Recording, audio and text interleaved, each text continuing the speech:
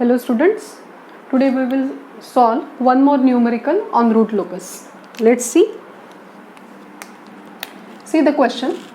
Draw the root locus for a system whose open loop transfer function is given by g of s h of s is equal to k s plus 1 s square in bracket s plus 9. So you can see that here type of the system is actually 2. Okay. 3 poles are there and 1 0. So this numerical is really very simple numerical, but while drawing root locus we have to apply some concepts. Let's see. Step number 1, number of poles. You can see 1 2 because s square, so 2 plus 1 3 poles are there. M is equal to 1 real 0. Number of root locus, as we know that n is greater than m, so total number n is equal to 3. So number of root locus it will be 3 as n is greater than m. So whatever is greater, you will get a number of root locus. Okay. So next is number of root locus terminating at infinity. We know that in any transfer function, here we can see that 3 poles are there. So root locus will start with these poles and it will terminate at 0. But you can see that only 1 0 is there. So one root locus will terminate at 0 and rest of 2 root locus will terminate at infinity. So the formula is n minus m is equal to 2. Okay. So this is the formula that gives you the number of root locus terminating at infinity. Okay. Next, step number 2, region on root locus. So we know that this is very important step to show the region on root locus. Okay. See here 2 poles are there. So these 2 poles are at origin. So you can see that I have shown here 2 poles at origin. Okay. 1 0 s plus 1 is there. So this is 1 at s is equal to minus 1 and this is at minus 9. So now what we will do? We will calculate the region on root locus. So let's see. I will consider the point P1 in between 0 and minus 1. You can see that in between 0 and minus 1, I need to calculate total number of poles and zeros on right hand side of this point P1. Okay. So how many poles and zeros are there? Addition is 2, that is even number. So this is not a part of region on root locus. Okay. So this is not a part of region on root locus. Now next, I will consider the point, suppose P2. So this P2 is in between minus 1 and minus 9. Okay. So let's see. Here you can check that total number, that is addition of poles and zeros on right hand side of this point P2. You can check that 2 poles, 2 plus 1 3, so odd. Okay. So what I will say, this is the region on root locus. I will draw like this. So this is region on root locus. Okay. Now next you can see that from minus 9 to minus infinity. From minus 9 to minus infinity, suppose I will consider the point P3 in between minus 9 and minus infinity. So what I will get, the addition of poles and zeros, you can check that 1 2 3 4. So addition is 4, that is even number. Okay. So from minus 9 to minus infinity, that is not a part of region on root locus. So what we get, only one part, that is from minus 1 to minus 9 is part of region on root locus. Okay. Next, step number 3. Step number 3, sigma c is actually centroid. So what is centroid? Formula is summation of real part of pole minus summation of real part of 0. Let's see that real part, here 2 zeros are there, so here 0. Okay. Real part is minus 9 for pole and here minus 1. So summation of real part of pole minus summation of real part of 0 upon n minus m. Please remember the formula. I have not written formula here. N minus m is equal to 2. Okay. Next. So what I got here, sigma c is equal to minus 4. Okay. Next, step number 4. Beta is equal to 2x plus 1 into 180 degree upon n minus m. I told you that if you know n minus m, okay, so from n minus m, this beta will be fixed. Because see here, I told you that, let's take example, n minus m is equal to suppose 1. Okay. So beta, it will be only one angle is there and you will get beta is equal to 180 degree. That is fixed. Suppose here beta, suppose n minus m is equal to 2. Okay. N minus m is equal to 2. So there will be 2 angles, beta 1, beta 2. And that angle will be fixed, that is 90 to 70. Okay. Now next, suppose n minus m is equal to 3. Okay, in that case there will be three angles, beta 1, beta 2, beta 3. So that angle again it will be fixed 60, 180, 300. We have solved numericals on that. Okay, suppose here beta is equal to 4. Okay, so what we will get, first it will be 45, then 135, 225, okay, 315. So you can save the time for calculation of beta if you know n minus m. Okay, you will get same thing. So see here, n minus m is equal to 2, so there will be 2 beta. How we are calculating? We are substituting x is equal to 0, then x is equal to 1. So the answer will be 90 and 270. Okay, now next step, breakaway point. Okay, see here, from this location of poles and 0, the idea of drawing root locus is not yet clear. Okay, so I have written here breakaway point. This may be break-in point, that we will discuss later. Okay, but here I have written breakaway, as we know that the procedure for calculating breakaway and break-in is same. Okay, even the representation is also same, that is sigma b. Okay, so we will see. So formula is k is equal to d of s minus d of s by n of s. So this will be minus s square into s plus 9 upon s plus 1. Then I have taken dk by ds equal to 0. See, I have not shown these steps here because this is simple. You can apply the formula of derivative, that is second derivative of first upon first derivative of second upon second square. Okay, so you can calculate dk by ds also. So see, I have the answer sigma b as minus 3 and minus 1. So we know that we need to calculate valid breakaway point, and for that what we are doing, we are checking the region on root locus. So let's see here, minus 1 is there. So see here, minus 1. So just now we have checked that this is not a part of region on root locus. From 0 to minus 1, that is not a part of region on root locus. Okay, so this will not be valid breakaway point. What about minus 3? So minus 3 is in between this minus 1 and minus 3.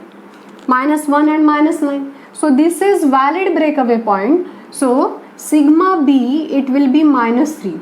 Okay, so breakaway oblique break-in valid is actually minus 3. I hope you are getting. Now step number 6. What is step number 6? That is angle of departure, angle of arrival. Okay, but as you can see that here no complex conjugate poles or zeros are there. Though here s square term is there, both the poles are at origin, that is on real axis. Okay, so no need to calculate this step because no complex poles and zeros are there. Then last step, that is j omega crossover. Okay, I have not written here, but you know that last step is j omega crossover. Okay, see here I have shown the calculation. Okay, but just from this beta I can conclude whether I need to calculate this step or not, because see here I got angle 90 and 270. Okay, so definitely see here sigma c centroid I got as minus 4, so it may be in between this point minus 1 and minus 9. Okay, so when I will draw the beta 1 and beta 2, so you can say that the beta 1 it will be 90 and beta 2 is actually 270.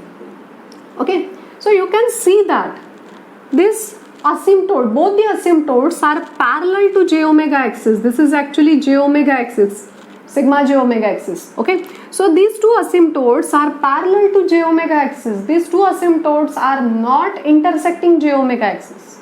So no need to calculate this step. Okay, I can write directly here. No need to show the characteristic equation also. Okay, but I told you that suppose your concepts are not clear or you are having some confusion, in that case you can complete the process by using all the formulas and by doing all the calculation. Okay, but the answer whatever you will get, that will conclude whether this point or this step is required or not. For example, look at this here, this is the characteristic equation.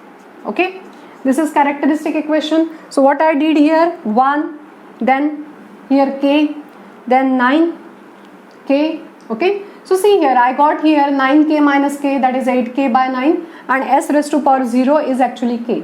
So what I got here, we know that for system to be stable there should not be any sign changes in first column of Raoult array, that is all elements should be positive. Okay, so what I did here, here I have equated 8k by 9 greater than equal to 0. What I got k marginal as 0.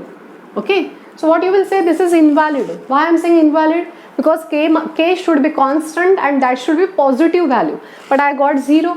Okay, so I hope you are getting why I said that there is no need to calculate this step. Okay, so you can save your time, okay, by avoiding this calculation if your concepts are clear. Okay, now next, the important thing is to draw the root locus. Okay, so see, I have shown here sigma j omega axis.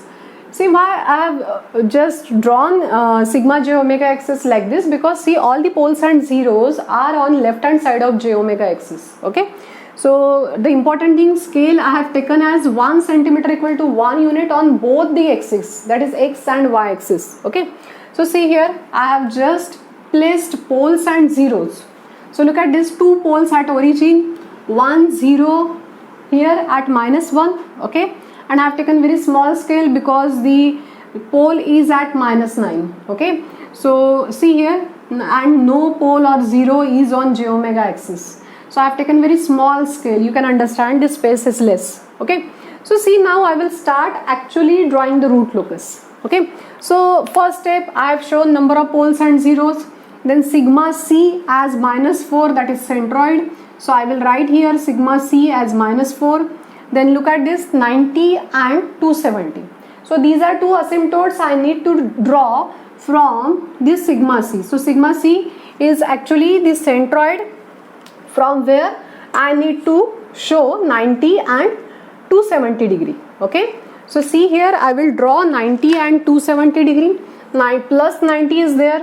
So see here I am drawing plus 90 and 270 is like this. Okay, so what I will write here, beta 1 is equal to 90 degree and beta 2 as 270 degree. Okay, now see here I have shown beta 1, beta 2. Now next step, sigma b is actually the break away oblique break in. Still I will tell you what is exactly sigma b. Okay, so now I am showing here sigma b as -3. Okay, now see here, there is no j omega crossover, asymptotes are not intersecting with j omega axis. Okay, so we have skipped this step. Now how many root locus are there? Look at this, total number of root locus are 3. Okay, and out of the 3 root locus, 2 root locus will move towards this asymptotes. Why? Because only one 0 is there. So one root locus will terminate at 0 and rest of 2 root locus will terminate at infinity.